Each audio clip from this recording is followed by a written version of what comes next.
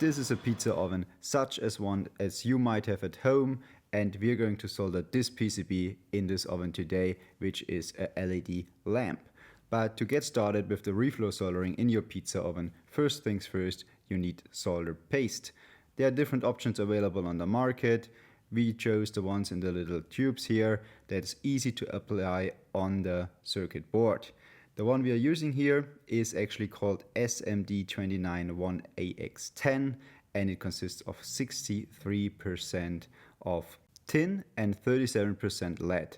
That's actually one that you can't use in industrial applications due to environmental regulations, but it does flow very well. So when you have your first trials, it's definitely easy to get started with this one and then later on refine maybe to a different soldering paste.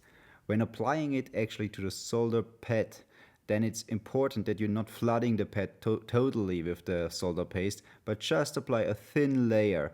It's rather less than too much. You only need a thin bond between the LED or whatever is your component and the circuit board. To place the LEDs in this case on the circuit board, we have a little bit of a helper here. It's a semi-automatic helper that's actually grabbing with a vacuum the part. In this case it's a LED from Würth called WLSWTC. It's a full spectrum daylight LED in this case, and the little grabber lets you manipulate the LED so you can rotate it a little bit to put it in the right position, to have the poles plus and minus on the right ends of your circuit boards. And it's just very easy to pick it up and have it in a very level position to place it in a proper way. And as soon as it sticks or attaches to the circuit board in the solder paste will act a little bit like a glue, or just like, the adhesion force will be enough to have the LED sticking on the circuit board. What we do first, once the LEDs are placed, you see one LED here is actually misplaced. You can easily reposition it manually later on, but before you solder obviously, but before you go into the oven. What you do here is a preheating. We do this for like 5 minutes on top of the oven. This one is one that's actually out of stainless steel, so it's pretty nice. You could also have a second oven to preheat it, but just put it on the oven for 5 minutes to preheat it a little bit. And then we go into the oven that's set to a certain temperature, in our case 235 degrees.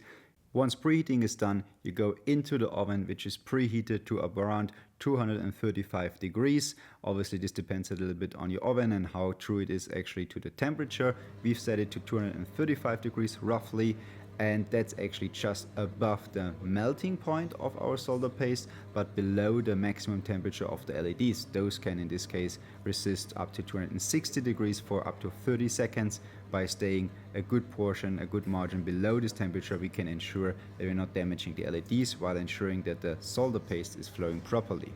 This specific solder paste actually starts melting at 183 degrees Celsius, which is not the temperature you want to go for. You want to go for a little bit of a higher temperature. So 235 is perfectly fine.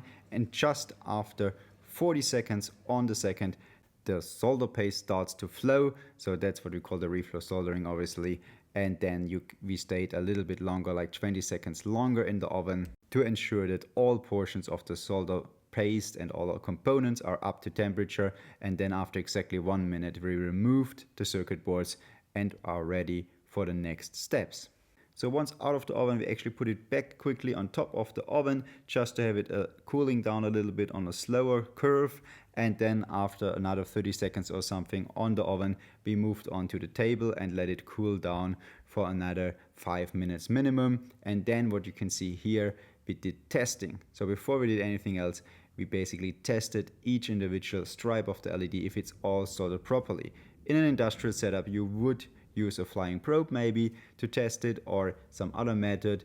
We just did it manually with actually just the measurement tips of the multimeter to connect to the circuit board, and then a voltage source, and we slowly increased the voltage to see when the LEDs start glowing. And then if every LED is glowing, we obviously know that all the colors are soldered, or all the LEDs are soldered correctly, and we did this color by color.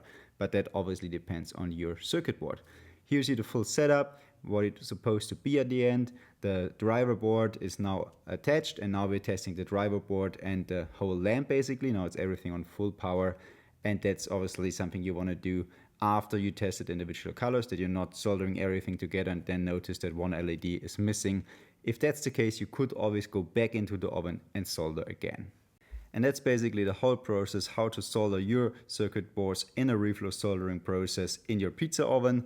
Please make sure that you're not using your pizza oven anymore to bake pizzas, as this is definitely dangerous and not healthy. So just use an old pizza oven or buy a cheap one dedicated for this job. But you can perfectly well do it with a normal pizza oven, but don't use it for any food applications afterwards. Thanks for watching. Make sure to be subscribed for more content like this, and see you next time.